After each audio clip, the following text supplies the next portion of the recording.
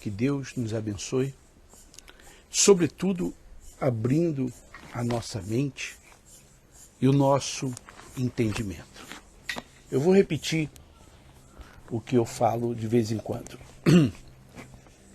Às vezes você considera milagre tudo aquilo que é material. Compra isso, compra aquilo, você considera isso milagre. Quando você esquece que se Deus abre a sua mente, se Deus abre o seu entendimento, tem muito mais valor do que uma casa, um carro ou qualquer conquista material. Porque você pode conquistar uma casa, um carro e ser ignorante. Você pode conquistar uma casa, um carro e ser enganado. E ser robotizado, controlado, escravizado. Ao passo que se você tem entendimento, isso não vai acontecer. Se você tiver entendimento desse livro, dificilmente alguém vai te enganar. Então você tem que saber o que é bênção. Uma casa, um carro. Você precisa ir na igreja para comprar uma casa, um carro? Não. Você precisa crer em Deus para comprar uma casa, um carro? Não. Você precisa ser cristão para comprar uma casa, um carro? Não. Agora, ter entendimento das coisas de Deus não tem preço. Por isso, eu sempre começo os meus vídeos dizendo que Deus nos abençoe, abrindo o nosso entendimento, nos dando sabedoria. Por exemplo, eu tenho falado em vários vídeos sobre o poder da palavra, a autoridade da palavra. Você vai na igreja hoje, na igreja moderna, o pastor, ele não crê na autoridade da palavra. Sabe por quê? Porque ele precisa de artifícios. A água, o azeite, a porta, a janela, se vestir de judeu, apagar a luz, enfim. Ele precisa de artifícios para tentar te convencer. Como ele não crê nessa palavra, então ele diz que você vai tocar nisso, que você vai fazer aquilo outro. Na realidade, ele está tentando te convencer. E eu quero te provar, mais uma vez, o poder da palavra. No livro de 1 Reis 17, depois você deve ler, do versículo 8 em diante, conta-se a história de Elias e uma viúva bem pobre. E Deus disse para Elias, olha, vai a Sarepta. Elias não ficou perguntando, Senhor, fazer o que lá? Quem vai me ajudar? Quantas pessoas tem lá? Elias não fez nenhuma pergunta. Ele confiou na palavra de Deus. Vai vendo a história. Então Deus disse, olha, você vai a Sarepta. Porque eu ordenei uma viúva que te sustente. Se fosse nos dias atuais, alguém perguntaria, peraí, o senhor está brincando comigo. Nós estamos no deserto. Não tem comida, não tem água, não tem chuva, não tem nada. O senhor está dizendo que uma viúva vai me sustentar? Isso se fosse nos dias atuais. Na igreja que você frequenta hoje. Mas Elias não perguntou nada. Elias simplesmente foi de acordo com a palavra. Vai vendo, tudo depende da palavra. Elias foi. Chegando lá, ele encontrou a viúva. E ele se deparou que a viúva, além de ser viúva, Era miserável. Não era nem pobre. Era uma viúva miserável. E ele, então, pediu a ela que fizesse uma comida para ele. E ela disse para ele: eu só tenho um pouco de farinha, um pouco de azeite. Eu vou fazer aqui um pedaço de pão. Eu vou comer, o meu filho vai comer, a gente vai morrer, porque a gente não tem mais nada. Palavra da viúva. Elias poderia ter se comovido, né? Elias poderia ter dito: não, realmente, faça para você e para o seu filho. Eu vou me virar. Eu vou para outro lugar. Não, ele não fez isso. Deus mandou ele ir a Sarepta, que uma viúva o sustentaria. Depois, ele fala para a viúva: olha, vai lá e faz para mim primeiro.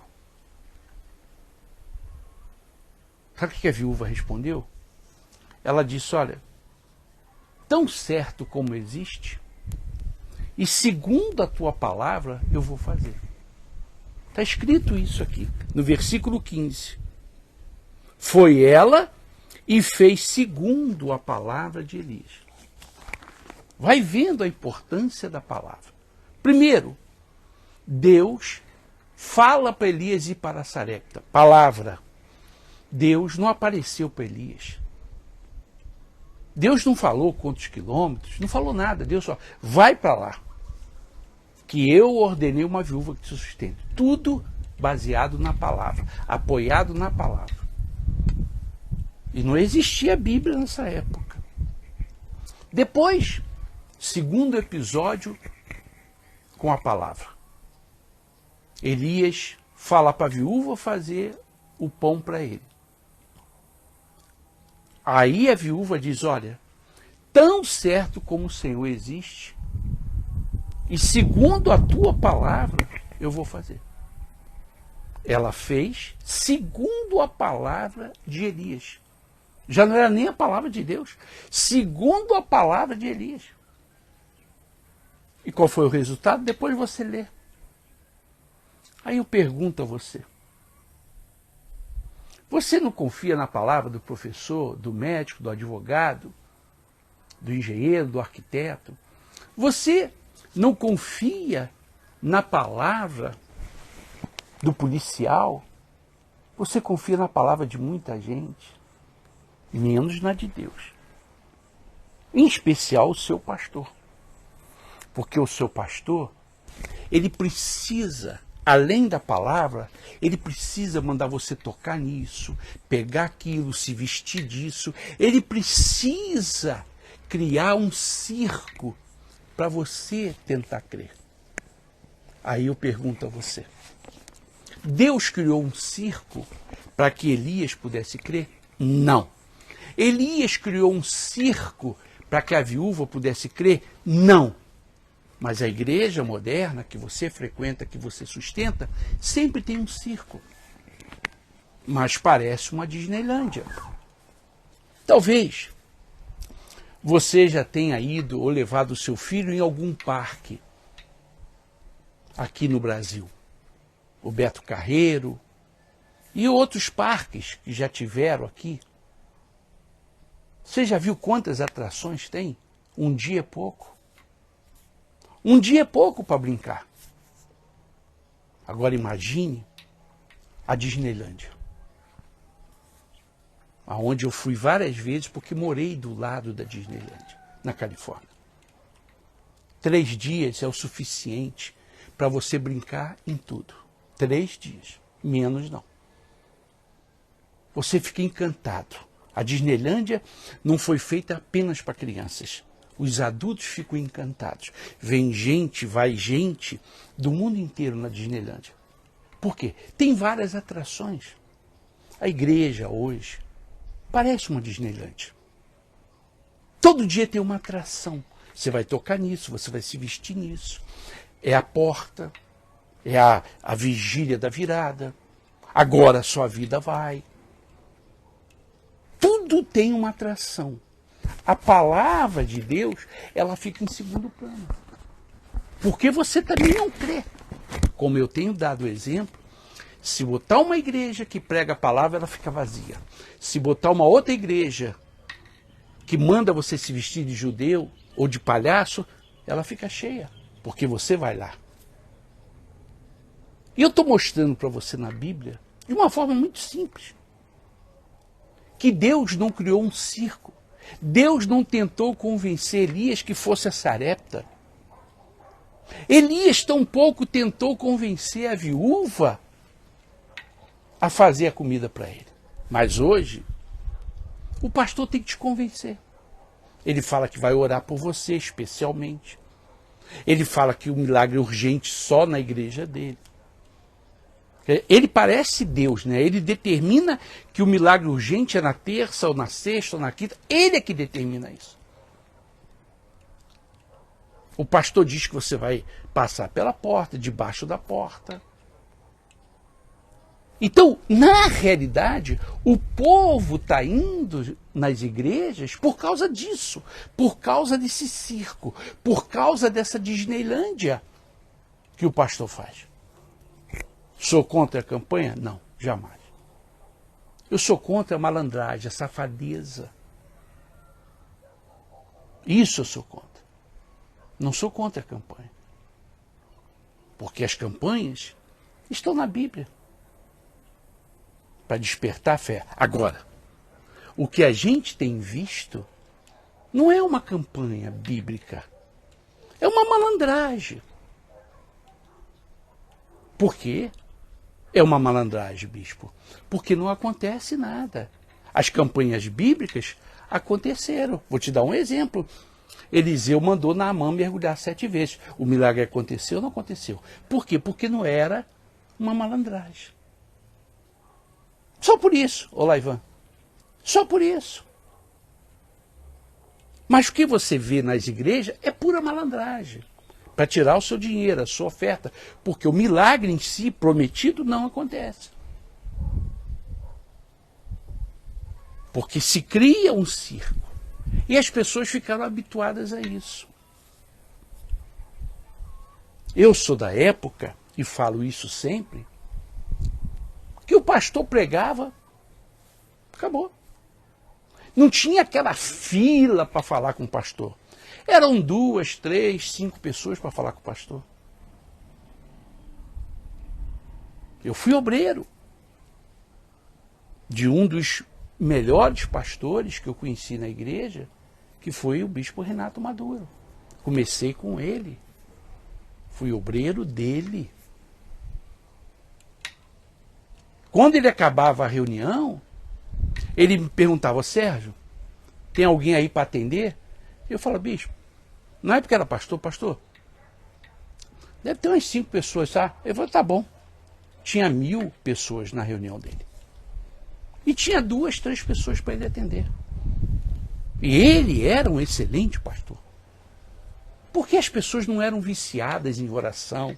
As pessoas naquela época não eram viciadas em falar com o pastor. Ao passo que hoje, o pastor, ele não ensina as pessoas a depender da fé delas, e sim da fé deles. Então é tudo ele. É na minha reunião, é na minha igreja, é a minha oração, é a minha imposição de mãos. Esse é o safado, é o canalha. Ele não ensina a pessoa a depender da oração dela. Ele ensina a pessoa a depender da oração dele, como se ele fosse o bam. Como as pessoas são idiotas, estúpidas, ignorantes, elas acreditam. Aí você vê na igreja aquela fila. Aí eu falo para você, vou repetir. A pessoa perde 2 horas para ir na igreja, mais 2 horas de reunião, e depois fica lá 1 hora, 2 horas na fila, só para pedir para o pastor orar por ela. Por que ela não ora em casa? Porque o pastor induziu, o pastor disse para ela: eu vou orar por você. É a minha oração que vai fazer acontecer o milagre. Então a pessoa burra, que não conhece a palavra de Deus, ela acredita nesse pastor. Aí você vê. Onde estão os milagres? Eu gostaria que você me dissesse. Que deu os milagres prometidos pela vigília da virada? Pelo contrário. Eu estou vendo várias igrejas aí não tendo dinheiro para pagar o aluguel. Ué, não disseram que a vigília da virada ia ser isso, que ia mudar? É. Agora mesmo eu estava vendo no Facebook, o Lula já criou leis para prejudicar a igreja. Ué, o Lula não era um homem de Deus? Não foi Deus que escolheu o Lula? Não disseram que tinha que perdoar o Lula? Agora ele está fazendo leis contra a própria igreja. Então, meu amigo e minha amiga, preste bem atenção que eu vou te ensinar, se você quiser aprender. Só isso aqui é suficiente. Veja o milagre de Elias, o milagre da viúva. Precisou de mais alguma coisa ou só a palavra? E eles nem tinham a palavra escrita como a gente tem. Eles não tinham a palavra escrita como a gente tem. Mas eles acreditavam na palavra, pura e simplesmente. Hoje não. Você pode ver, o pastor, ele usa um versículo, ele diz, olha, o Senhor é meu pastor, mas nós vamos fazer isso. Nós vamos te dar isso. Você vai trazer isso. Quer dizer, o Senhor, meu pastor, não tem importância. Não tem valor. Porque em seguida ele manda você trazer alguma coisa, ele manda você tocar em alguma coisa, ele manda você se vestir de judeu. Você lembra aquela palhaçada que os pastores se vestiam de judeu? Você lembra? Acabou, né? Acabou. Não deu em nada. Era apenas uma palhaçada. Era apenas um teatrinho, um circo. Nada mais do que isso. Porque não aconteceu nada. O problema da igreja hoje é que ela não sabe. Olá, Rimaldo. A igreja hoje, os pastores, não sabem mais usar a palavra. Eles precisam enfeitar o pavão. Imagine, eu vou dar um exemplo chulo, talvez para você entender, porque tem gente que tem que desenhar. Imagine, eu sou casado, 42 anos casado. 42 anos casado. Imagine se toda vez que eu for ter relação com a minha mulher, eu tenho que dar um presente para ela. Quer dizer, o dia que eu não der um presente, ela não abre as pernas para mim. Assim de fácil. Assim está a igreja. Assim está a igreja. Quando você paga uma mulher para ter relação com você, isso se chama prostituição. Agora, uma esposa ou um marido não precisa disso. Um abraço para você também, que Deus te abençoe. Você não precisa disso. É a sua mulher, é o seu marido, é um dever. A igreja virou uma prostituta. O povo só dá oferta se o pastor prometeu o mundo para ela. O povo só dá oferta se o pastor abraçar, beijar, botar a mão na cabeça, se o pastor chamar de meu amigo, ligar para a casa dela, pegar o celular dela, o Facebook. Só assim as pessoas dão oferta. Olha que eu tenho um pouquinho de experiência. Se o pastor chegar e falar assim, olha, vim aqui na frente, você vai dar a sua oferta para honrar a casa de Deus. Ninguém vai. Por isso eles não fazem. Olha que eu tenho um pouquinho de experiência. Um pouquinho de experiência. Difícil, né, de entender isso, né?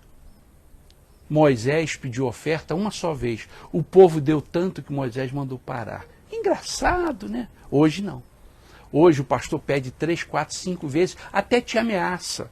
E quando você não levanta, ele te chama de demoniado, ele diz que você é fraco, que você é perturbado, que você não está na fé. E isso, é só você não se levantar para dar oferta, ele te esculacha. Engraçado, né? Ao contrário da Bíblia. Moisés pediu uma vez, o povo deu tanto que Moisés mandou parar. Veja. Será que eu tenho que desenhar para você? Será que é difícil você entender o que eu estou falando? Por isso que eu digo que a igreja está podre. A igreja está podre. com raríssimas exceções. Raríssimas. De 100%, eu coloco aí 10% de pastores honestos, decentes, verdadeiros. Mas 90% transformaram a igreja em um circo, em uma casa de prostituição, ou uma casa lotérica, ou a feira do rolo. Escute o que eu estou dizendo para você. Escute o que eu estou dizendo para você. A igreja hoje é a feira do rolo. Não sei se você já ouviu falar na feira do rolo. Todo o Brasil tem feira do rolo. Começou onde eu morava, lá no Acari, no Rio de Janeiro. Eu morava perto. Hoje tem, em todo o Brasil, tem feira do rolo. Você compra boneca sem perna. Ar-condicionado que não funciona. Você compra papagaio que não fala. Você compra de tudo na feira do rolo. A igreja mais parece a feira do rolo. Você chega na igreja, tem de tudo. Ou então parece uma casa lotérica, tudo é fácil. Como eu disse ontem, eu fui na casa lotérica pagar o meu celular e estava lá, loto fácil. Loto fácil. Imagina, aí todo mundo cai dentro, né? E só pobre que joga. Eu não vejo rico na casa lotérica. Eu só vejo pobre. Jogando há 20, 30, 40 anos. A igreja parece uma casa lotérica. Tem jogo para tudo. Segunda, terça, quarta, quinta, sexta, tudo tem solução. Na igreja moderna de hoje, você entra pobre e sai rico. Parece um cassino. Você entra pobre e sai rico. Só que não é verdade, né? Porque mais as pessoas perdem no cassino do que elas ganham. Mas, na igreja moderna, você vai entrar pobre e sair rico. E tem um detalhe novo agora. Você se aposenta sem trabalhar. Segundo alguns advogados, você não precisa trabalhar para se aposentar. E isso já está dentro das igrejas. Você não precisa fazer nada, não precisa estudar, não precisa guardar dinheiro, não precisa investir em você, não precisa sacrificar a sua vida, porque você vai entrar pobre na igreja e vai pegar um envelope e você vai sair rico. E você, estúpido como você é, você simplesmente acredita. E você não gosta do que eu falo, né? Você fica zangadinho, né? Você fica molhadinho quando eu falo isso. Mas eu vou falar sempre, até o dia que você tiver ódio de mim, ou o dia que você me amar de verdade, dizendo, o bispo está me ajudando. Ele não está me ofendendo, ele está me ajudando. Eu estou mostrando para você na Bíblia. Deus falou, Elias, vai para Sarepta. Deus não inventou nada. Deus não tentou convencer Elias. Deus não fez nenhum circo, nenhum teatro. E depois Elias manda a viúva fazer a comida para ele. Ele também não fez nenhum circo, nenhum teatro.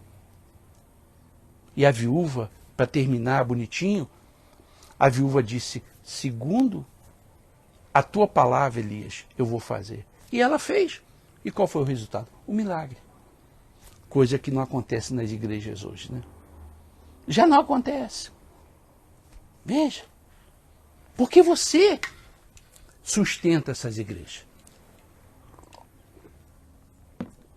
Eu peço a sua ajuda, eu peço a sua oferta para isso. Para a gente abrir os olhos das pessoas. Para a gente abrir os olhos das pessoas. Mas você não me ajuda. Você prefere ajudar aqueles que te enganam. Tudo bem, você está no seu direito. Você está no seu direito. Esses malandros existem porque você os sustenta. Esses malandros, pastores safados, canalha, eles existem porque você dá o seu dízimo lá. Você dá a sua oferta e você frequenta. Por isso que eles existem. Mas, o que a gente pode fazer? Os malandros existem desde a criação do mundo. Sempre existiu os malandros porque existem os otários. Meu amigo e minha amiga, leia. Se você não crê nessa palavra, você está perdendo o seu tempo.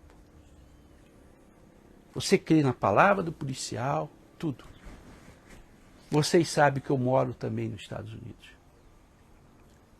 E eu já fui parado pela polícia. se eu não me engano, 2 vezes lá. Uma porque eu estava correndo muito, não muito, mas estava correndo, estava acima da velocidade. E o outro porque eu estava com uma velocidade pouca. Eu estava andando devagar.